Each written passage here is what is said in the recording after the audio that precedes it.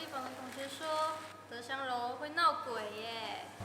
那个我也知道，好像是什么受伤人吧，但我就是不相信。不要乱讲话，鬼恐怖啦，反正很多地方都会有这些东西呀、你不伤害它，它也会闹的啦。而且我听说它笔仙一样可以实现愿望哦。啊，那么神奇哦！不过我记得他好像是某一届来面试的学生，而且他好像在下山的时候就发生车祸走了。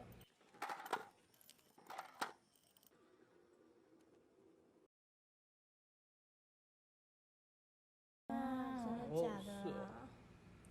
而且我记得是这样啊，他被叫瘦长人的原因是因为他身高很高，脸也很消瘦，看过他的人都说他的脸不见了，而且他非常想要念我们学校，所以很多人说他常常会在德香龙舟徘徊哦。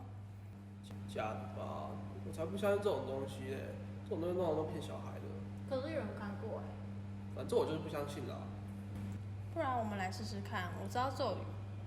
啊，不要啊，很恐怖哎。好啊好啊，大家看他写成错的人。来，就稳定哦，然后德香龙4楼，我就不是啊，没讲没讲。好嘞，来嘞。那我要去吃饭，我要去，我也要。哎。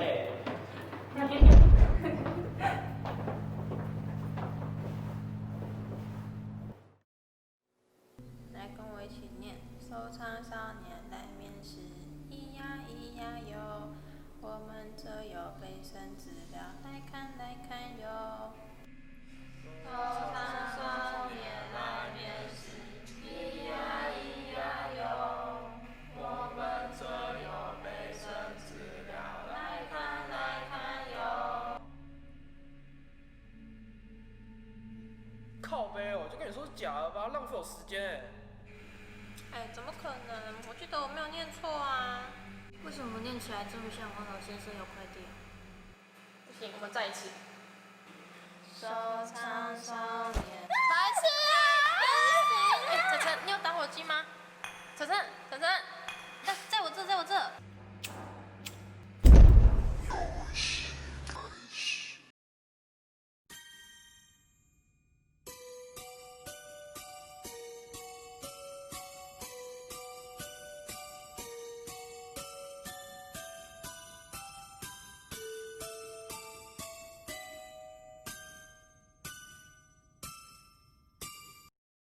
shit，这里是哪里？